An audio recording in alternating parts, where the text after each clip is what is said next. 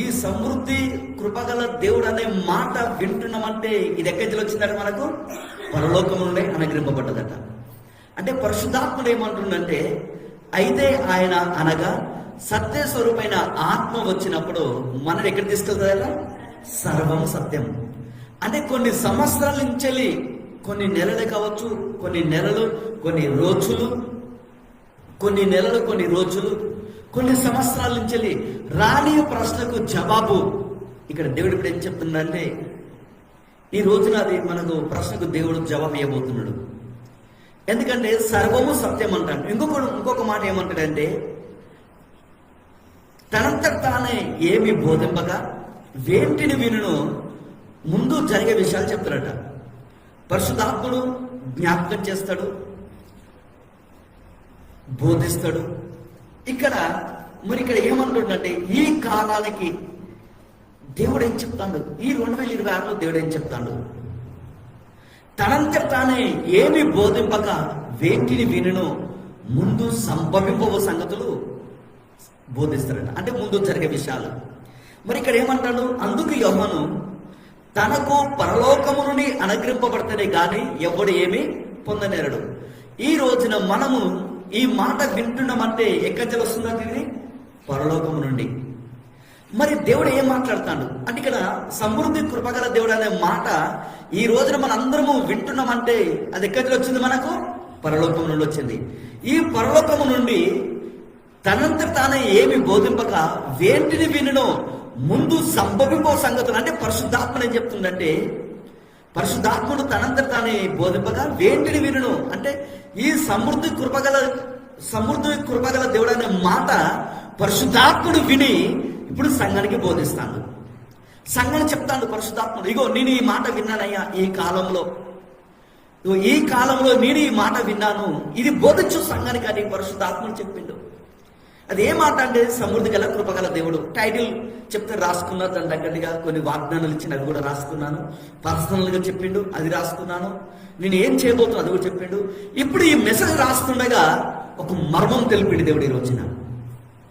అది ఏం మర్మం అంటుందంటే, తనకు పరలోకము నుండి అనుగ్రహింపబడితేనే కానీ ఎవడు ఏమి పొందనేరడు. అంటే మరి తనకు ఈ రోజు మనకి ఏమి వినబడుతుంది? పరలోకం నుండి ఏ వాక్ వస్తుంది ఈ రోజున? సమృద్ధి కృపగల దేవుడు. మరి ఇక్కడ ఏమంటుండో తెలుసా? తనకు పరలోకము నుండి అనుగ్రహింపబడుతుంది కానీ ఎవడు ఏం పొందనేరడు అంటే, ఇప్పుడు పరిశుద్ధాత్మ అదే మాట మనకేం చెప్తున్నాడంటే, ఇప్పుడు ఇది మనకు ఇక్కడ చూసుకుంటే ఇప్పుడు ఇది 3వ వారం, ఇప్పుడు వచ్చేది 4వ వారం.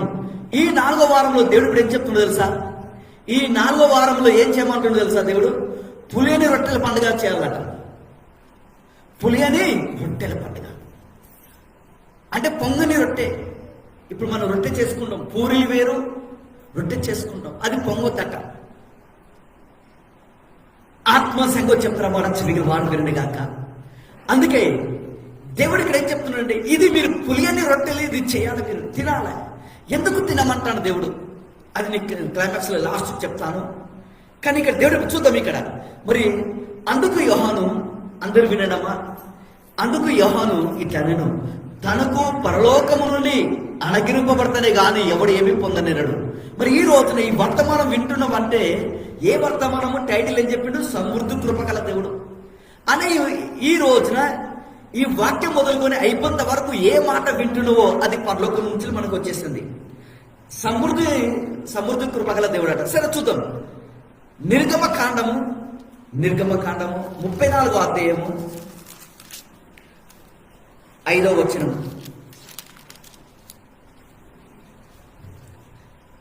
నిర్గమకాండము 34వ అధ్యాయము 5వ వచనం.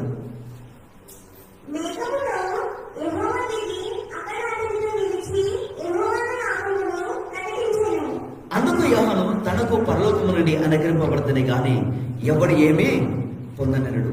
మరి ఇక్కడ ఏమంటుందంటే, మరి అంటే పరలోకం నుండి అనుగ్రహింపబడుతుంది కానీ ఎవడు ఏమి పొందడు అంటే ఈ రోజున ఆయన నామం చెప్పుకుంటాడు. ఇక్కడ దేవుడు ఆయన నామాన్ని ఈ రోజున మనకు ప్రకటిస్తాడు.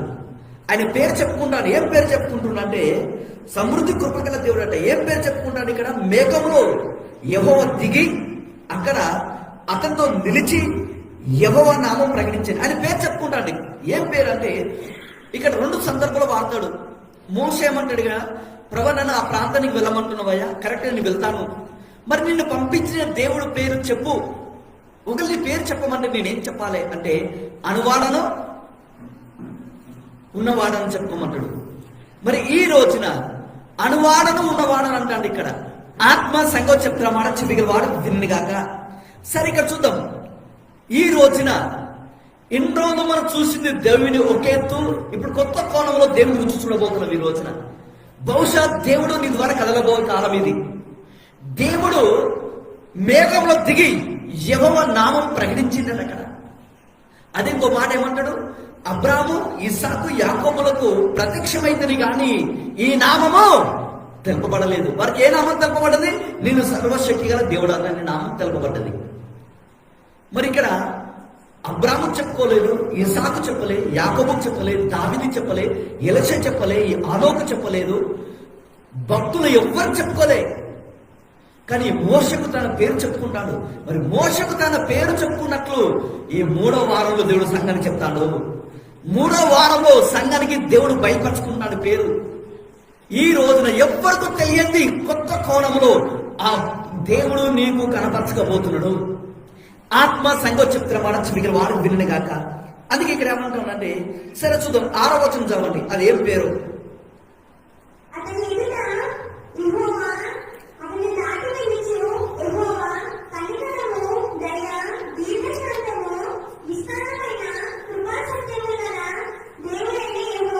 చూడండి, ఇది ఒక అండర్లైన్ చేసుకోండి. ఈ రోజున విస్తారమైన కృపసత్యము గల దేవుడు అని రాసుకోండి, అండర్లైన్ చేసుకున్నాము.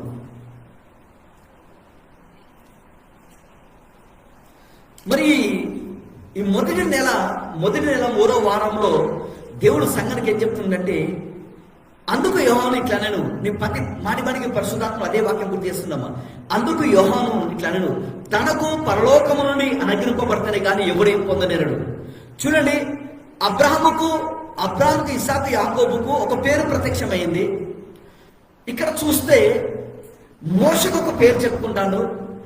మళ్ళా ఒక దగ్గర చూసుకుంటే పౌలుకు ఒక పేరు ప్రత్యక్షమైతుంది. తనకు తాను సజీవునిగా కనపరుచుకుంటా అంటాడు. తనకు తాను అంటే ఒక్కొక్క భక్తునికి ఒక్కొక్క రీతిగా కనపరుచుకున్నాడు.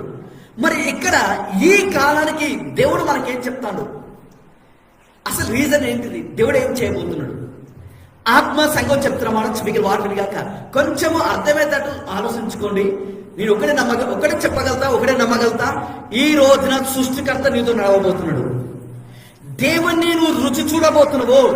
రుచి చూసినే కాదు, దేవుడు నాకు తోడుగా ఉన్నానని ఆ ప్రాంతంలో మార్పు చూస్తాడు.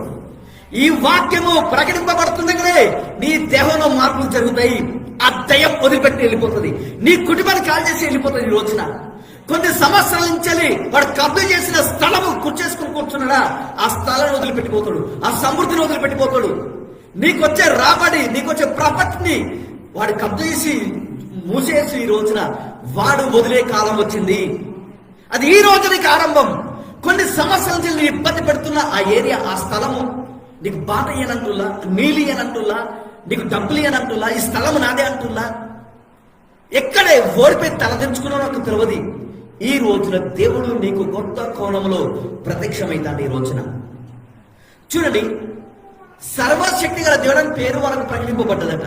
సర్వశక్తి గల దేవుడు. ఆత్మ సంఘం చెప్తారా మన మిగిలిన వాడు వినని గాక. అందుకే ఇక్కడ అసలు రీజన్ ఏంటిది? మరి ఇక్కడ చూసుకుంటే సర్వశక్తి గల పేరు వాళ్ళకి నామం తెలపబడ్డది. మోషకు వచ్చే వరకు ఏమంటాడు? కనికరము, దయ, ఇవన్నీ. కానీ ఇప్పుడు మోషకి ఎన్ని పేర్లు చెప్పుకున్నాడమ్మా? ఇక్కడ 5వ వచనం చూస్తే, 6వలో చూస్తే 6వ వచనము కనికరము, దయ, దీర్ఘశాంతము, విస్తరమైన కృపసత్యముల దేవుడు. అంటే ఇక్కడ ఏమంటుందంటే ఈ అన్ని పేర్లు వదిలిపెట్టి ఒక పేరు మనకు చెప్తాడు ఈ రోజున. విస్తరమైన కృపసత్యము గల దేవుడట. ఒక పేరుని చెప్పుకుంటాడు. మోషకు 4 పేర్లు చెప్తే ఒక పేరు ఈ రోజున ఈ సంఘానికి 2026లో సంఘానికి చెప్తాడు. అది ఏ పేరు అంటే నేను విస్తరమైన కృపసత్యము గల దేవుడు. అందుకే సమృద్ధి కృపగల దేవుడు అంటాడు ఈ రోజున. విస్తరమైన కృపసత్యము గల దేవుడు. అందుకే సమృద్ధి గల కృపగల దేవుడు అంటాడు. సమృద్ధి కృపగల దేవుడు అంట. అంటే నీ దేవుడు ఎవరు అంటే సమృద్ధి కృపగల దేవుడు.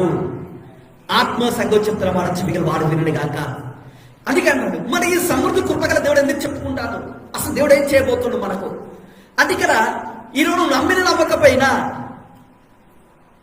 అవిశ్వాసం పట్టుకొని గెట్టుకుంటా కుంటుకుంటా ఆ వాగ్దానం పట్టుకొని మందిరానికి వచ్చి కూర్చొని ఒళ్ళొప్పులతో అప్పుల్లో బాధతో ఏదో ఒక సమస్యతో దేవుడు అదే సమస్యలో బాధలో నేను అపవాదిని కృంగదీసిండు. కానీ దేవుడు అని చెప్తుండే అపవాది పెట్టే ప్రతి సమస్య దేవుడు అనుకూలంగా మార్చుకొని నీకు సాక్ష్యం ఇవ్వడానికి దేవుడు సమస్తం సమకూడి ఏం చేస్తానంటాడు, మేలు జరుగుతాయట. పరిశుద్ధాత్మక పని ఏంటి, సమస్తమైన ఆదరణ. అందుకే ఇక్కడ దేవుడు ఏం చెప్తుండో తెలుసా, విస్తరమైన కృపా సత్యములు గల దేవుడట. ఆత్మ సంఘం చెప్తున్న మాట చెవిటి వాడు కదా, వేల మందికి ఏం చూపిస్తాడు, కృప. అదే కృప వేల మందిలో ఒక కృప నీకు ఇస్తాడు, వేల మందిలో. అందుకే నేను ఒక మాట చెప్పినాను, అంటే ఇది పబ్లిక్ అని చెప్పలే, ఒక పర్సనల్ గా చెప్పుకున్నా. ఆత్మ సంఘం అంటే నేను ఒక మాట ఏమన్నాడు, ఒక మాట ఏమని చెప్పుకుంటున్నట్టే ఒక మాట అంటాను, ఈ రోజున ధవల వర్ణులను రత్నవర్ణులను 10,000 మందిలో అతి సుందరులను. మరి ఇక్కడ సొలొమోను భక్తుడు వివరిస్తాడు అక్కడ ఆ కృప పొందుకొని. ఇక్కడ మోషే ఏమంటాడు, మోషకి ఏం చెప్తాడు, వేల మందికి అంటే ఒంటరైన వాడు 1000 మందితో ఆ 1000 మందిలో నువ్వు ఉన్నవట. అందుకే ఈ కృప, ఏ కృప ఇది ఈ రోజున, సమృద్ధి కృప గల దేవుడు. నాకు ఆత్మ చెప్తాను ఇప్పుడు, నేను యూట్యూబ్ ఛానల్ పెట్టి డబ్బు కొరకాదు. ఈ తలపు నీకు వస్తుందంటే నువ్వు సందర్భంలో నువ్వు మాట్లాడుతున్నట్టే అపవాదం ద్వారా తెలుస్తుంది. నాకు ఆత్మ చెప్తాడు అది ఆయన మహిమంత కొరకు నుంచి దేవుడు పెట్టమన్నాడు. ఒకటేసారి నేను ఫస్ట్ పెట్టిన 2 పెట్టిన కాబట్టి పాత కొనుక్కోండి, అది పాస్వర్డ్ మర్చిపోయి అది బ్లాక్ అయిపోతే మళ్ళా ఈ మతంలో మన కొత్తగా చేసి ఛానల్ ఇది నేను నమ్మకం కాదు. నాకు చూడు నాకు మళ్ళీ నీకు వచ్చి అనుకుంటున్నా అంటాను, నువ్వు కాదు అది మళ్ళీ ఈ డివైడ్ చేయడం ఎందుకు. ఆత్మ సంగతి చెప్తాను, దేవుడు నాకు ఒకటి చెప్పిండు, ఇది ఓపెన్ చేయమంటే నేను ఒకటి అడిగిన, ప్రభా మన నాలుగు మాట రాకుండా దేవుడు తెలుసు, ఇది నేను ఏదైనా చేయను నువ్వు అంటే ద్వారం మూసుకుపోయినాయి. ఒక మాట చెప్పింది నాకు, మూసుకుపోయిన ద్వారాలు తెరస్తాను చెప్పిండు. సరే కొంతమంది వ్యక్తులు పంచుకున్నది. నేను ఆలోచిస్తాను, ఏ ద్వారం తెరబోతున్నావు ప్రభు అంటే యూట్యూబ్ ఛానల్ అన్నాడు. అప్పుడు దేవుడు చెప్తాను, కొత్తగా పెట్టుకో. మళ్ళా నేను ఒకటి అడిగిన, ప్రభు యూట్యూబ్ ఛానల్ ఓపెన్ చేయమంటున్నావు, ఓకే నేను చేస్తాను, కానీ ఇది నా మహిమ కొరకు కాదు, నేనే వెలుగై ఉండిపోవద్దు, నాకే గర్వం రావద్దు, ఇది ఓన్లీ మహిమార్థం కొరకే ఇలా చేస్తానంటేనే నీది ఓపెన్ చేస్తానప్పుడు ఓకే డన్ వచ్చేసాను దేవుడు చెప్పిండు. సరే ఈ తలంపు వచ్చిన కానీ ఇంకోసారి రానియకండమ్మా బాబు, ఇంకోసారి రావద్దు, అది ఇంకోసారి తలంపు నీకు రావద్దు, అది నా డబ్బు కొరకు కాదు అది. ఎందుకంటే ఆయన వాక్యం ప్రకటించడానికి దేవుడు ద్వారం తెరిచిండు. ఎందుకంటే మనకి ఇచ్చిన వాగ్దానం అదే కదా, ఆయన గొప్పతనం చూపించుకుంటాడు. గ్లోబల్ రెస్టరేషన్ వస్తుంది, మ్యానిఫెస్టేషన్, ప్రత్యక్షాలు చాలా ఉన్నాయి నాకు వాగ్దానాలు. ఆత్మ సంఘం చెప్తున్నా మన చెవికలు వాడు వినిగాక. అందుకే అపవాది మనం ముందుకెళ్తుండగా మనని మన ఉదయాన్ని డివైడ్ చేసేస్తుందట. వద్దు, అట్లా రావద్దు. సరే చూద్దాం.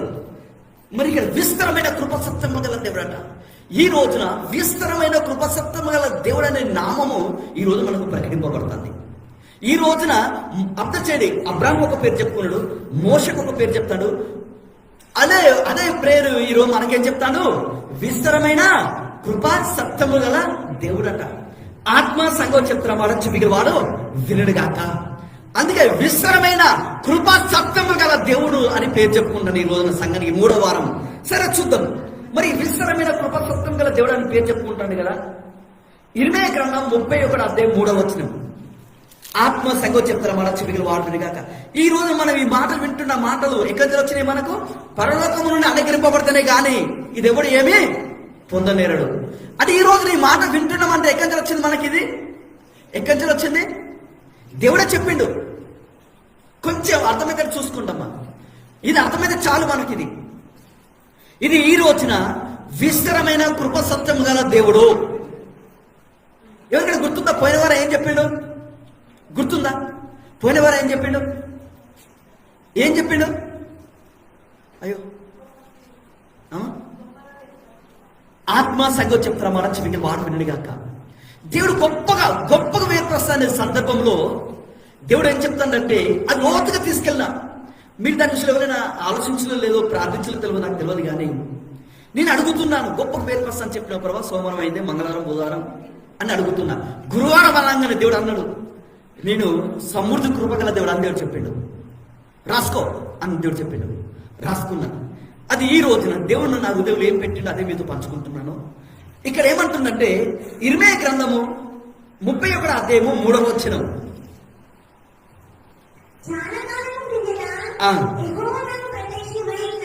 అంటే జగతి పునాది వేయబడక మునిపే, తల్లి గర్భంలో పిండంగా రూపం పడక మునిపే, నువ్వు తల్లి గర్భం నుంచి బయటకు వస్తావు, భూమిలో కష్టాలు చూస్తావు, బాధలు చూస్తావు, ఇబ్బందులు చూస్తావు, శక్తికి మించిన ప్రాబ్లం వస్తాయి, కుంగిపోతావు, నాకు కాదు, నాకు చావే దిక్కు అనుకుంటావు, నా పని అయిపోయింది అనుకుంటావు, ఇలాగ నీ బయటికి రాలేని అనుకుంటావు. అదే కష్టాల సందర్భంలో నువ్వు ఎంతకు వస్తావు, నా మీద ఆధారపడతావు, వాక్యం వింటావు, ప్రార్థన చేసుకుంటావు, నిరీక్షణ కలిగి ఉంటావు. కొన్ని సందర్భంలో నిరీక్షణ కోల్పోతావు, ఒకసారి బలం వస్తుంది, బలాన్ని కోల్పోతావు, పడుకుంటా లేసుకుంటా గట్టిగా పట్టుకుంటా విశ్వాసాన్ని. అప్పుడు నా మాట విని బలం తెచ్చుకొని మీరు ప్రార్థిస్తారు. ప్రార్థించినప్పుడు నేను విస్తరమైన కృపసత్వం గల పేర్లు ప్రకటించుకుంటా అని జగతి పునాది వేయబడక మునిపే ఈ గొప్పగా వేర్పరచుట్లో నువ్వు ఉండాలని దేవుడు అంటే ఇక్కడ నువ్వు ఉన్నావని అంటానికి రుజువు ఈ వాగ్దానం కాలంలో అడుగు పెట్టడానికి నువ్వు అర్హులు అని దేవుడు ఆ కృప తల్లి గర్భంలో ఏక మునిపే సమృద్ధి గల కృప గల దేవుడు అని నీకు పేరించేసిందట. ఇది ఎప్పుడు వచ్చింది కృప? ఇప్పుడు కాదు, చాలా కాలం క్రిందట. అంటే జగతి పునాది వేయబడక మునిపే. అంటే ఈ రోజున మనందరము అంటే ప్రవచన కాలంలో దర్శన కాలంలో ఉన్నాం. ఈ రోజున ఈ మాటను వింటున్నావు అంటే ఒక దర్శన కాలంలో ఉన్నావు. ఆ దర్శనం నెరవేర్పు కాలముకు మనం వచ్చినాం కాబట్టి దేవుడు ఇక్కడ మనం పోగేస్తాడు ఈ రోజున. అందుకే ఈ మాటను వింటున్నావు, లేకపోతే ఇక్కడ ఈ మాట వినవు. అందుకే ఈ రోజున ఏదైతే ఇది అసత్యమో, ఇది జరగదే నువ్వు అనుకుంటున్నావో, దేవుడు ఇక్కడ ఏం చెప్తున్నాడు తెలుసా? నీ సమృద్ధి గల కృపగల దేవుడు అంటే విస్తరమైన కృపసత్యము గల దేవుడు అట. అంటే నీకేమిచ్చిండు? ఈ కృప ఇచ్చేసిండు. ఈ సమృద్ధి గల కృపగల దేవుడు అనే కృప నీ ద్వారా పేరు తెచ్చుకుంటాడు. ఈ నువ్వు కష్టాలకెళ్ళి, బాధలకెళ్ళి, ఇబ్బందులకెళ్ళి, అప్పులకెళ్ళి, నీ అవమానము, నీ బాధ, ఏ సమస్యనే కావచ్చు, చెప్పుకునే బాధ, చెప్పుకునే సమస్య, ఏ మానసికంగా నలిగిపోయే వేదన ఏదైనా కావచ్చు, నీకు అల్లకెళ్ళి బయటికి రావడానికి నీకేమిచ్చిందట? విస్తరమైన కృపనిచ్చిందట. విస్తరమైన కృప అంటే సమృద్ధి గల కృప గల దేవుడు. సమృద్ధి కృప వేరు. అందుకే కృప ఏమంటే అధిక కృప. ఈ రోజున దేవుడు ఏం చెప్తుందంటే, ఇగో జగతి పునాది వేయబడక మునిపై ఇగో ఈ సంఘం పట్ల నేను సమృద్ధి గల కృప గల దేవుడు అని ప్రేమించుకోబోతున్నాను. అండ్ నా గొప్పతనము నేను చూపిస్తాను అని ఇక్కడ దేవుడు చెప్తాను. చదవండి ఇప్పుడు ఏమంటున్నావు?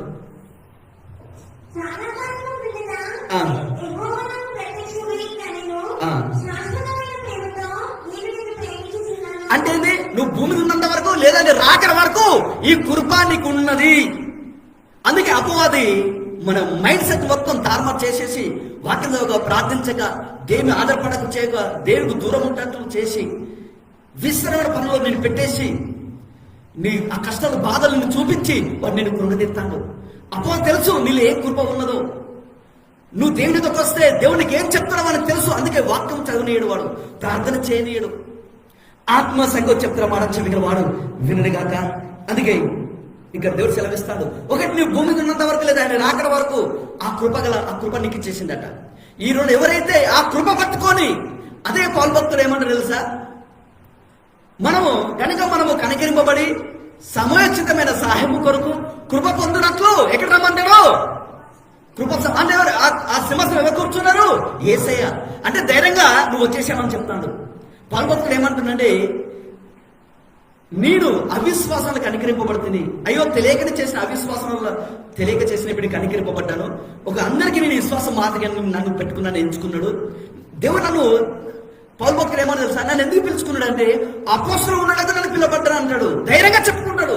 అంటే ఆ కృప పౌలు పొందుకున్నాడు. అందుకే పౌలు ఏమంటున్నాడే, గనుక మనము కనికరింపబడి సమర్చితమైన సహాయము కొరకు కృప పొందినట్లు, ఏ సహాయమైనా, స్వస్థత సహాయము, సమృద్ధి సహాయము, నీ విడుదల సహాయము, ఏదైనా సరే నీ ప్రశ్నకు జవాబు రావాలంటే ఎక్కడికి రావాలి? దేవుని ఎందుకు రావాలన్నా ధైర్యంగా రమ్మంటుండు, భయపడుకుంటూ రమ్మంటలేదు. ధైర్యంగా ప్రార్థించు, ధైర్యంగా వాక్యం చదువు, ధైర్యంగా విశ్వాసం పట్టుకో, ధైర్యంగా నిలబడు, ఆ వాగ్దానం కలిగి ఉండు, నువ్వు ప్రవర్తించు. అడుగుల కంటే ఊహించిన కంటే అత్యధిగా నీ జీవితంలో చేయబోతున్నంటాడు. మృతులను సజీవులుగా మార్చేస్తానంటాడు. అందుకే సమృద్ధి గల కృపగల దేవుడు అని దేవుడు మనకు చెప్పుకుంటాడు ఈ రోజున. సరే, ఇంకొకటి చూద్దాం. రోమిలకు రాసిన పత్రిక 8వ అధ్యాయము 1. రోమిలకు రాసిన పత్రిక 8వ అధ్యాయం 1. ఆత్మ సంఘం చెప్తున్న మాట చెవిగల వాడు వినడు గాక. రోమిలకు రాసిన పత్రిక 8వ అధ్యాయం 1 వచ్చిన.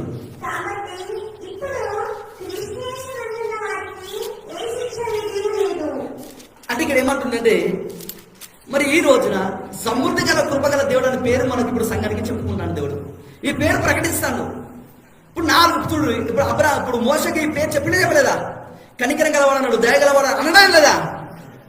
అంటే ఇప్పుడు ఉదాహరణకు 5 పేరు చెప్పుకుంటే అల్ల ఒక పేరు మనకు ఇప్పుడు సంఘానికి బోధిస్తాను.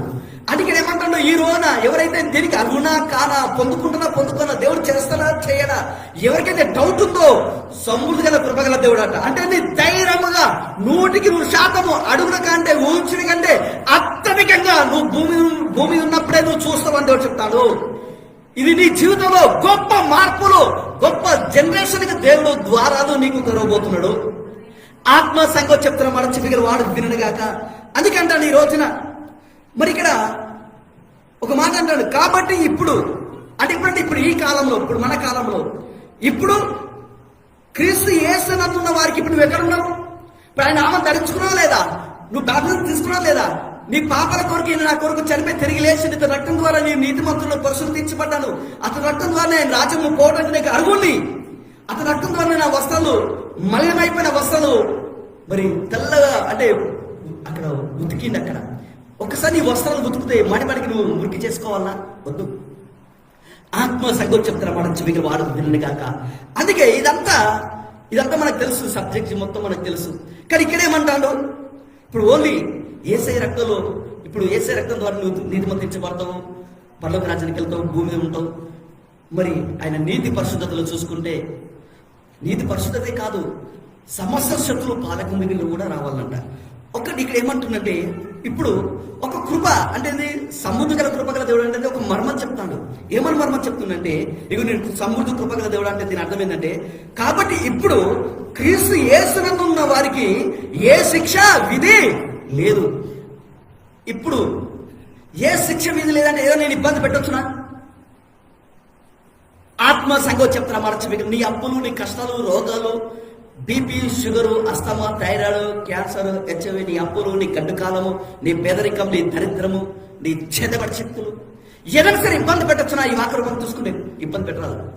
అందుకే ఈ వాక్యం నీకు బోధింపబడలేదు కాబట్టి ఇప్పుడు దేవుడు తనకు పరలోకము నుండి అనుగ్రహింపబడతాం కానీ ఎవడు ఏం పొందలేనంటే, ఇప్పుడు మనకేం బోధిస్తాను పరిశుద్ధాత్మ, మనకేం అనుగ్రహింపబడ్డది పరలోకరించాలంటే, మీరు నా ఎందున్నారు, మీరు నా నామం ధరించుకున్నారు, కష్టాల్లో, బాధలు, ఇబ్బందులు, కృంగిపోయి ఓడిపోయి తలదించుకున్నావు, ఆ వాక్యం పట్టుకున్నావు, నా ఎంతకు వస్తున్నావు. కానీ ఎంతో కొంత నీకు విశ్వాసం ఉన్నది, అంటే మీరు ఎంతో కొంత మీరు నమ్ముతున్నారు కనుక ఇప్పుడు నేను ఏం చేస్తానంటే, క్రీస్తు యేసునందున్న వారికి ఏ శిక్ష విధి లేదు, అంటే ఏది నేను ఇబ్బంది పెట్టడానికి వీలు లేదు. అంటే ఈ రోజున ఈ వాక్యం నీకు బోధింపబడుతుంది కనుక ఈ భూమి మీద పరలోక రాజ్యాన్ని భూమిలో నువ్వు రుచి చూడబోతున్నావు, గొప్పగా ఏర్పరచుట. అందుకే అదే పౌలు అంటాడు, ఎవడైనా క్రీస్తు నందుంటే నూతన సృష్టి, పాతవి కట్టించాను, క్రొత్తవి ఆరంభమైతేనే. మనం ఇది కొన్ని సంవత్సరం ఈ వాగ్దానం తెలుసు, కానీ ఇంతవరకు ఒక్క కొత్త కూడా చూడలే. ఇప్పటి నుంచి నువ్వు చూడబోతున్నావు. ఏ శిక్ష విధి లేదో, అంటే నువ్వు ఎదుర్కొన్న కష్టాలు నీకు ఎప్పుడైతే ఈ వాక్యం నీ యొక్క రాకమునిపై అది నేను ఇబ్బంది పెట్టింది. ఈ రోజున ఈ వాక్యం తర్వాత విన్న తర్వాత నువ్వు ఇంటికి వెళ్ళలోపే వారి దారిలోనే నీళ్లు కాజేసి వెళ్ళిపోతుండు. ఆ ఏ ప్రాంతం, ఏ ఏరియా, ఏ సర్కిల్ నిన్ను ఇబ్బంది పెడుతుందో తెలియదు, కానీ దేవుడు చెప్తాను ఈ రోజున ఏ శిక్ష విధి లేదు. ప్రతి రిబన్ నార్మల్ రావాల్సిందే, ఆ జనమకల బడికి రావాల్సిందే. అప్పులకెళ్ళి నీ గడ్డు కాలము కొన్ని నెలల నుంచి కొన్ని 27 సంవత్సరాల నుంచి పిల్లలు పుట్టలేదా, నీకు బంగారు లాంటి కొడుకు పుడతాడు, జాబ్ వస్తుంది. ఆత్మ దేవుడు చేస్తాడా చేయడు? దేవుడు ఎందుకు తెలుస్తుంది? దేవుడు ఇంత గొప్ప దేవుడు కదా. నువ్వు దేవుడు రుచి చూస్తాయి కదా, వాక్యం చదువుతాయి కదా, నీ బుర్రకు వాక్యం ఎక్కించుకుంటే కదా అర్థమయ్యేది.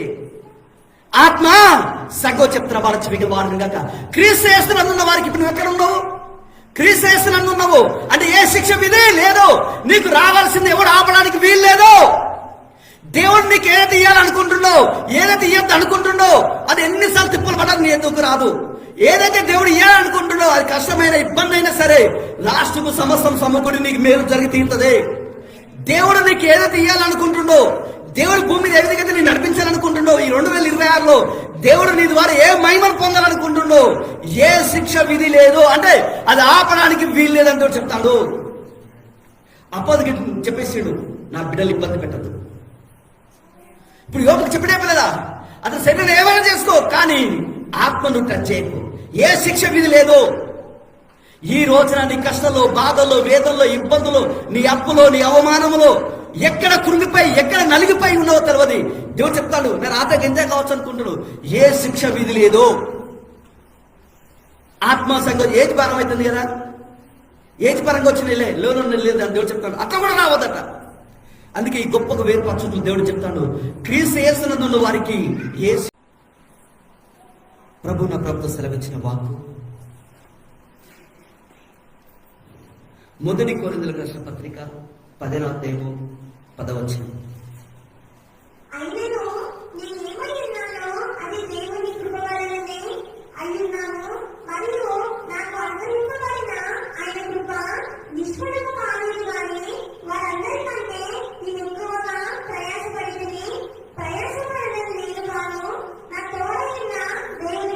ఇప్పుడు ఈ కష్టంలో, బాధలు, ఇబ్బందులు, నీ భయములో ఏ సమస్యలో కృంగిపోయిన వాళ్ళు తెలియదు, కానీ ఏ సమస్యను నీ ఇబ్బంది పెడుతున్నా తెలియదు. లేక నీ బయటకు వస్తున్నా రానా, నీ బతికిన కోసం నీ భయం మీద, నీకు నీ ప్రాణం మీద నీకు నువ్వే భయపడవచ్చు. ఇక నా పని అయిపోయింది అనుకోవచ్చు, అప్పులు తీర్చలేను, కష్టాలకి బయటికి రాలేను అనుకోవచ్చు. కానీ ఇంతకాలం కష్టపడ్డా అనుకోవచ్చు. కానీ దేవుడు చెప్తాడు, నువ్వు ప్రయాసపడింది నువ్వు కాదట, దేవుని కృపనట. అంటే ప్రతి కష్టంలో, బాధలో నీకు ఏమిచ్చిందట? దేవుని కృపనిచ్చిందట. అందుకే దేవుని కృప ఉన్నది కాబట్టి ఇలా మనము ఉన్నామని దేవుడు చెప్తాను. ఇక్కడ ఈ రోజు మనం అనుకుంటా, నీ కష్టపడ్డా మనకు అంత సీన్ లేదు. ఆ దేవుని కృపనే. అదే పౌలు అంటాడు, నీ ప్రయాసపడింది నీ కాదయ్యా, దేవుని కృప. పౌలు పూర్వము దూషకుడు, హింసకుడు, అలా ఉన్నా నీ బ్యాక్గ్రౌండ్ ఇప్పుడు నీ పౌలకు మార్చిన, నువ్వు ప్రయాసపడింది నువ్వు కాదు, నా కృప. ఈ రోజున దేవుని కృప ప్రతి ఒక్క బిడ్డలను ఆవరించబోతున్నది. ఆత్మ సంగతి చెప్తున్న మాట చెవికి వాడు వినని గాక. అందుకే దేవుడు సెలవిస్తాను ఈ రోజున ప్రతి ఒక్కరికి. ఇక్కడ ఏమిచ్చిందట? దేవుని కృపనిచ్చిందట.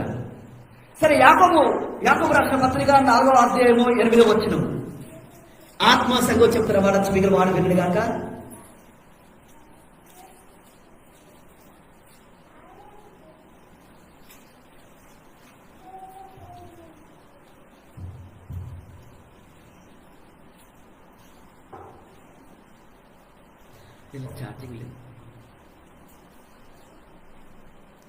ఆత్మ సంగతి చెప్తున్న మాట చెవికి వాడు వినని గాక.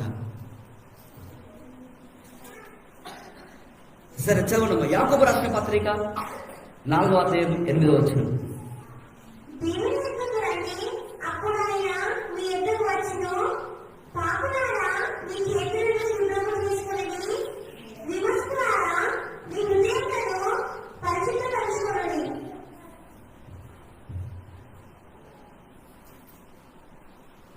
నాలుగో అధ్యాయం 8వ వచనం.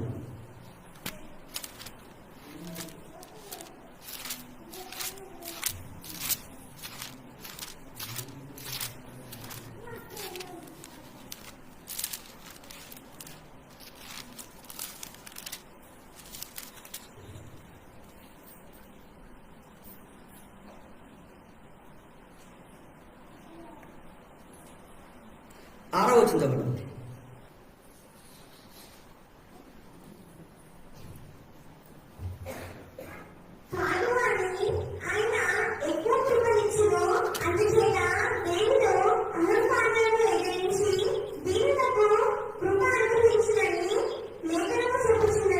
అడిగాడు దేవుడు ఇప్పుడు ఏం చెప్తాడు? కాదు, కానీ ఆయన ఎక్కువ కృపనిచ్చును. అందుచేత దేవుడు అహంకురం అనే గర్వం గలవారిని, అంటే ఇదేంటి, ఇక్కడ మనకేమి ఉండొద్దు అంటాడు, గర్వం ఉండొద్దు అంటాడు. అహంకురాన్ని ఎదిరించి దీనులకు కృపను అనుగ్రహించును అని లేఖనం చెప్పుచున్నది. కాబట్టి దేవునికి లోబడి అపవాదు ఎదురించుడి, అప్పుడు వాడు నీ ఎదురుని పారిపోను. మరి ఈ ప్రార్థన ఎన్నోసార్లు చేసినావు, నువ్వు దేవునికి లోపడ్డావు, దేవునికి వచ్చి నువ్వు ప్రార్థించినావు, కానీ ఆ అపవాదు వెళ్ళిపోయినా వెళ్ళిపోలే. ఎందుకంటే అప్పుడు ఆ కృప లేదు. ఇప్పుడు ఈ 2026లో మోర్ ఎక్స్ట్రాని మోర్ గ్రేస్ ఇస్తాడు ఈ రోజున. అంటే దేవుడికి ఏమి ఇస్తాడు, నీకు సమృద్ధి గల కృప గల దేవుడు ఇస్తాడు. అంటే ఈ రోజున ఇక్కడ దేవుడు ఇక్కడ ఏం చెప్తున్నాడంటే, దీనులకు కృప అనుగ్రహించును. ఎప్పుడైతే దీను అంటే ఆయన దీనత్వం కలిగి ఉండి, దేవుడికి గుణము కలిగి ఉండి, నువ్వు ఒక దేవుడు దీన మనసు కలిగి ఉండి దేవుడి వైపు చూసి దేవుడితో వచ్చి ప్రార్థిస్తే, ప్రభు ఇది నాకు కావాలి అని నువ్వు అడుగుతానట, నీకు సమస్తము సమకూడి మేలు జరుగుతాయట. ఇక్కడ ఏమంటుందంటే, అంటే విస్తరమైన కృపా సత్యం గల దేవుడాన్ని నీకు భయపరచుకోబోతుంది ఈ రోజున. విస్తరమైన కృపా సత్యం గల దేవుడు ఆత్మ సంఘం చెప్తున్న వాడు మిగిలిన వాడు వినుగాక. అందుకే దేవుడు ఇప్పుడు ఈ కాలానికి ఇప్పుడు ఏం చెప్తుందంటే, ఎక్కువ కృపనిస్తారట. ఈ రోజున ప్రతి ఒక్క బిడ్డలకు దేవుడు సమృద్ధి గల కృపను దేవుడు ఇవ్వబోతున్నాడు. ఆత్మ సంఘం చెప్తున్న వాడు మిగిలిన వాడు వినుగాక. అందుకే ప్రభు నా ప్రభుత్వం సెలవించిన వాక్కు. మరి ఈ ఉదయకాల సమయంలో దేవుడు ఇప్పుడు ఏం చెప్తున్నాడు ఈ సంఘానికి, ఆత్మ సంఘం చెప్తున్న వాడు మిగిలిన వాడు వినుగాక. ప్రభు నా ప్రభుత్వం సెలవించిన వాక్కు. అందుకే ఇప్పుడు ఈ కాలానికి మరి దేవుడు ఒక వాగ్దానం ఇస్తాడు.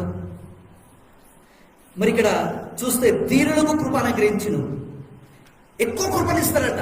ఈ రోజున దేవుడు మీ అందరికీ ఎక్కువ కృపను దేవుడు ఇవ్వబోతున్నాడు. ఆత్మ సంఘం చెప్తున్న వాడు మిగిలిన వాడు వినుగాక.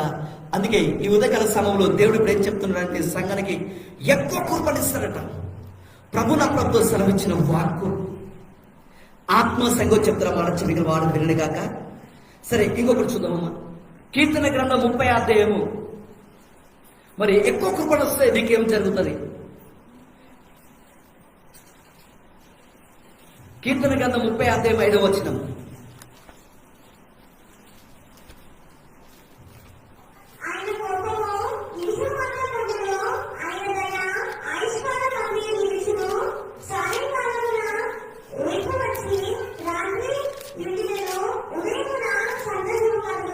అందుకే ఏమంటుందంటే, ఆయన కోపం నిమిషం మాత్రమే ఉంది. అంటే నువ్వు ఎప్పుడైతే నువ్వు కృప పొందుకుంటావో ఈ దేవుడు ఎలాంటి వాడో నువ్వు తెలుసుకుంటావట. ఈ సందర్భంలో దేవుడు ఎలా ఉన్నాడు, ఇక్కడ ఎలా ఉన్నాడు, ఇక్కడ ఎలా ఉన్నాడు అంటే ఈ కొన్ని ఏరియాలో కొన్ని ప్రాంతంలో నువ్వు దేవుని కొత్తగా రుచి చూడొచ్చట. దేవుడిని ఎక్కువ నువ్వు దేని దగ్గర కృప రానప్పుడు దేవుని విషయంలో తప్పుగా అపార్థం చేసుకుని దేని దగ్గర దూరం అయిపోయి అవకాశాలు వచ్చేస్తాయి. అంటే వాక్యతో ప్రార్థించవు, నిరీక్షణ కలుగుండవు, వేర్చుండవు.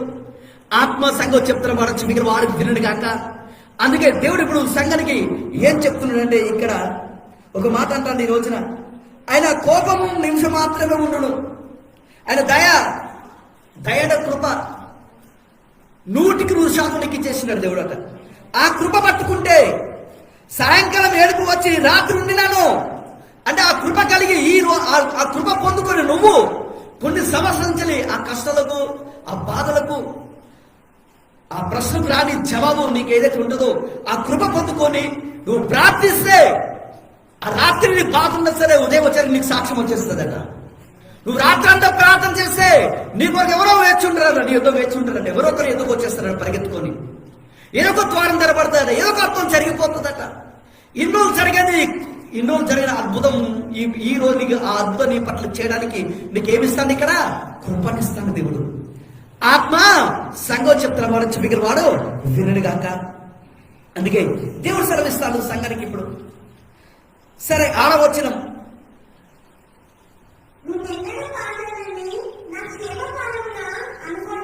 దావీదు ఏమంటాడు, నాకు ఏ కష్టాలు రావు, ఏ బాధలు రావు అని అనుకున్నాడట. సరే చదవండి.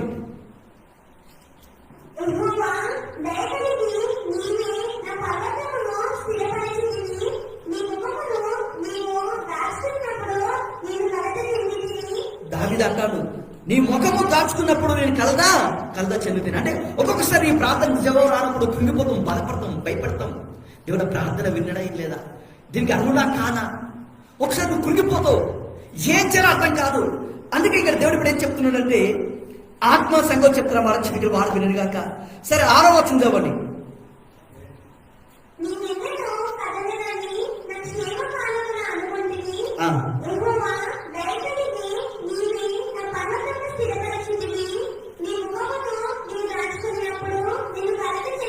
ఈ రోజున ఎవరైతే కష్టంలో, బాధలు, ఇబ్బందులు, అప్పుల్లో, ఎవరైతే ఏ ప్రశ్నకు జవాబు ఆలస్యమైనప్పుడు ఎవరైతే నిరీక్షణ కోల్పోతుందో, ఈ రోజున దేవుడు నీకు విస్తరమైన కృపను దేవుడు ఇవ్వబోతున్నాడు.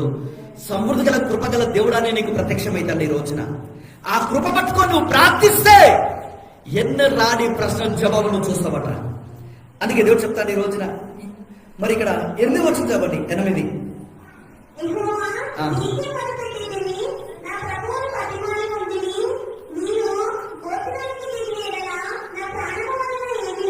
అంటే మరణ పడక మీద ఉండి యోబు ప్రార్థిస్తున్నట్టు యోబుకి దావీదు మరణ పడక మీద ఉండి ప్రార్థిస్తున్నట్టే దావీదు ఏ కృప పొందుకున్నాడు?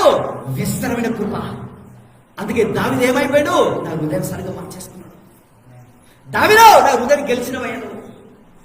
అంటే దావీదు ఏమంటే నా రాజ్యం అయినా సరే, ఏం తీసేసుకున్నా సరే, కానీ నాలో పెట్టిన ఆత్మను తీసివేయద్దు అంటాడు.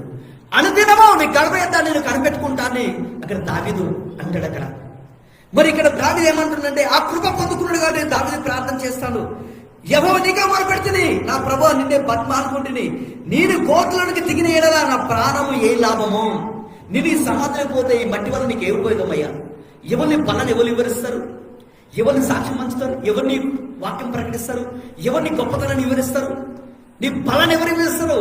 నీ గురించి ఎవరు చెప్తారు? ప్రభా నువ్వు నన్ను ఈ మరణ పడక నుంచి లేకపోతే నా కంట్లో ప్రాణం ఉన్నంత వరకు నేను గొప్పతనాన్ని వివరిస్తూనే ఉంటానని దావీదు అంటాను. కరెక్టే, నీ పడిపోయిన కరెక్టే. ఆ కోపం ఉన్నది, ఆవేశం ఉన్నది, కష్టాలున్నాయి, బాధలున్నాయి, ఇబ్బందులు ఉన్నాయి, ఏం చేయాలంటే సిచ్యువేషన్లు ఉన్నది, నాకు ద్వారాలు మూసుకుపోయినాయి. కరెక్టే, ఈ తప్పు ఉన్నది, కరెక్టే నాలో. కానీ నువ్వు వాగ్దానం ఇచ్చిందివే కదా, ఇది ఎలా చేస్తావో తెలియదు. వాగ్దానం ఇచ్చిందివే, అది నెరవేర్చు. ఆ వాగ్దానం నేను పొందుకోవడానికి ఆ కృప నాకు ఇయ్యి అన్నప్పుడు పరిశుద్ధాత్ముడు ఆ కృపను పట్టుకొని, ఆ కృప దావీదుకి చెప్పిండు. దావీదు ఆ కృప పట్టుకొని ప్రార్థిస్తాడు. దావీదు ఏమంటుందంటే, నేను గోతులానికి దిగిన ఎడల నా ప్రాణం వల్ల ఏ లాభం? గోతెన కాడ నీ కష్టాలు, నీ భూమి పంట, నీ అప్పులు, నీ దరిద్రము, రెంట్ కట్టలేని జీవితము, అప్పులకెళ్ళి బయటికి రాలేని జీవితము, ఏం చేయలేని సిచ్యువేషన్ జీవితము, ఏదైనా సరే ఏ కష్టకుండా నువ్వు వెళ్తున్నావంటే ఆ కృప పట్టుకుని అడగాలంట. ప్రభు ఈ అప్పులు ఉంటే నీకేం లాభం అయ్యా?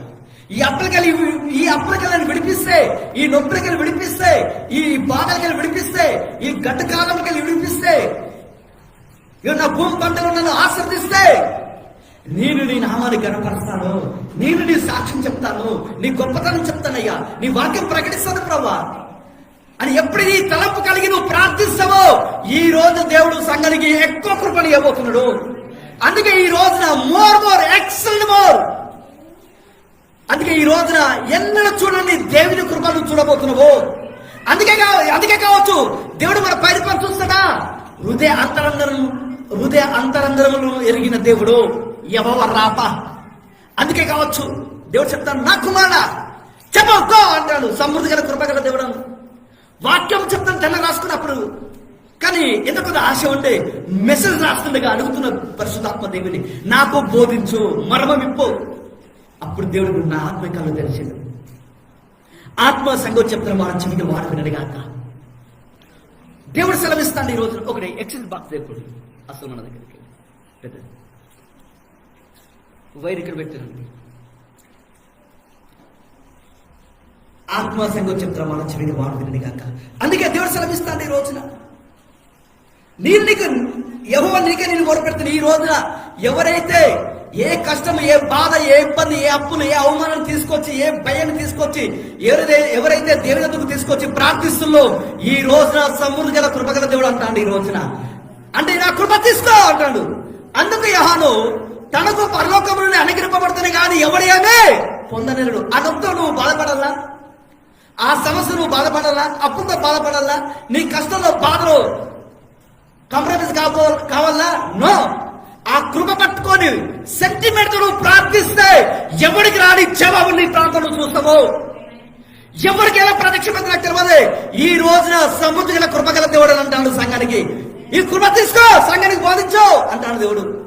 బహుశా ఈ రోజున ఈ వాక్యం వింటున్నావంటే నువ్వు దర్శన కాలంలో ఉన్నావు. ఆత్మ సంఘం చెప్తున్న మన చిమిగిన వాడు మీరని కాక.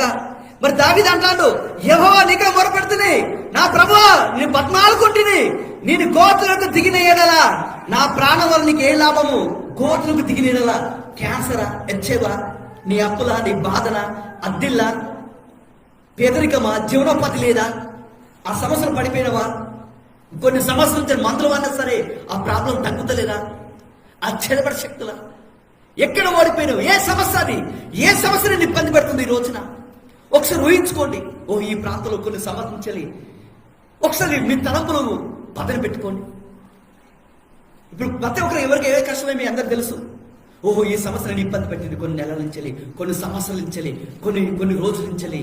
ఇగో ఈ షుగరు, ఈ బీపీ, ఈ థైరాయిడ్, నా భూమి పంట, నా చిలకడిపోవడానికి బాధ విషయంలో, నీ భూమిపల విషయంలో, నీ ఆరోగ్య విషయంలో ఏది నేను ఇబ్బంది పెడుతుంది? ఆత్మ సంఘం చెప్తారు మన చెవిగా వాడు వినడుగాక. అందుకే దేవుడు సెలవిస్తాడు ఈ రోజున సంఘానికి. ఏది నేను ఇబ్బంది పెడుతుంది ఈ రోజున? ఏది నిన్ను ఇబ్బంది పెడతాను? గోతులకి దిగినలా, గోతులు దిగిపోయినంటే అప్పులో దిగిపోయాను, కష్టాలు దిగిపోయాను, అనేక సమస్యలు ఉన్నాయి. ఏదో కష్టంతో తరగతూనే ఉన్నాడు. తలనొప్పి, బీపీ, షుగర్, మొక్క నొప్పులు, ఒళ్ళొప్పులు, బండప్పులు, రకరకాలుగా అయిపో. ఒకసారి నీరసంగా ఉండవు, ఒకసారి బలంగా ఉండవు, ఏం చేయాలి అర్థం కావాల్సిన ఉండొచ్చు, ఒకసారి నిద్ర పడుతుంది, ఒకసారి నిద్ర పడుతుంది. అది కట్టాడు, నేను గోతులకి దిగిన ఎడలా నా ప్రాణం వలన ఏం లాభము అంటే ఈ రోజున దావీదు అంటాడు, ప్రభా ఈ సమస్యని బాధపడుతున్నా, ఈ సమస్యతో నీ చచ్చిపోతా నీకు ఏ లాభం అయ్యా? చాలా మంది అప్పులు తట్టుకోలేక సూసైడ్ తీసుకుంటారు. చాలా మంది వివాహం జరగదని కృంగిపోతారు, జాబు రాదని వాళ్ళు ఛేదంలో పడిపోతారు. హృదయం కట్టిపోయిన తర్వాతనే వాళ్ళు దేవుడికి దూరం అవుతారు, నిర్లక్ష్యం పడిపోతారు. ఆత్మ సంఘం చెప్తున్న వాడు మీకు వాడు వినను కాక. అందుకే దేవుడు సెలవిస్తాడు, నేను గోతులకి దిగిన ఎడల నా ప్రాణం వల్ల ఏం లాభము? Question mark. మన్ను నిన్ను శుద్ధించిన దావీదు ఏమంటాడు, నన్ను ఈ సమస్యతో చచ్చిపోతే నన్ను ఈ గోతులు కప్పేస్తాను, గోతీసి గోతులు పెట్టేస్తాను. ఈ మట్టి వల్ల నీకు ఏ ఉపయోగమయ్యా అంటాడు దావీదు. మన్ను నిన్ను శుద్ధిస్తుందా? నీ సత్యము గురించి అది వివరించునా? అందుకే అంటాను, కరెక్టే, నీ పడిపోయినా ఇప్పుడు నీ వాగ్దానం ఇచ్చి నువ్వే నన్ను ఆ వాగ్దానం చేతులు నెరవేర్చు, అన్ని కృప నాకు కావాలయ్యా అని కృప కట్టి పట్టుకొని ప్రార్థిస్తున్నాడు దావీదు ఏమంటున్నాడే, నీకే మొరపెడుతున్నాయ్యా, బతిమాలుకుంటున్నా, అడుగు మాత్రం మరణ భయం ఉంది. అందరూ అనుకుంటారు దావీదు వీని పేరుగా కంటి కనబడకుంటే బాగుండు, దావీదు నామాన్ని మా కంటికి కనబడద్దు, భూమి లేకుండా పోతే బాగుండు, ఇక దావీదు పని అయిపోయింది అనుకుంటాను, దావీదుకు కుదుర్ని రోగం వచ్చింది అనుకుంటాను, అందరూ దూరం అయిపోతారు, అండ్రానే అనే మాటలు అంటారు. ఈ దావీదు లేవడు, లేచి నడవలేడు, బాగుపడడు, ఇతని పని అయిపోయింది అనుకుంటారు. కానీ ఆత్మ సంఘం చెప్తున్న మాట మిగిలిన వాడు వినడిగాక. మరి దేవుడు ఇప్పుడు సంఘానికి ఏం చెప్తున్నాడంటే, ఆత్మ సంఘం చెప్తున్న మాట మిగిలిన వాడు వినడిగాక. ప్రభు నా ప్రభుత్వం సెలవిచ్చిన వాక్కు ఇప్పుడు సంఘానికి ఇక్కడ ఏం చెప్తున్నాడంటే, ఒక మాట అంటాను ఈ రోజున, యెహోవా నీకు మొరపెడుతుంది, నా ప్రభు నిన్నే బతిమాలుకుంటుని. ఆత్మ సంఘం చెప్తున్న వాడు వినడుగాక. అందుకే ఇక్కడ దేవుడు ఈ రోజున సంఘానికి ఏం చెప్తున్నాడంటే, ఆత్మ సంఘం చెప్తున్న వాడు వినడుగాక. ప్రభు నా ప్రభుత్వం సెలవిచ్చిన వాక్కు. మరి ఈ రోజున దేవుడు ఇక్కడ ఏం చెప్తున్నాడంటే, ప్రభు నా ప్రభుత్వం సెలవిచ్చిన వాక్కు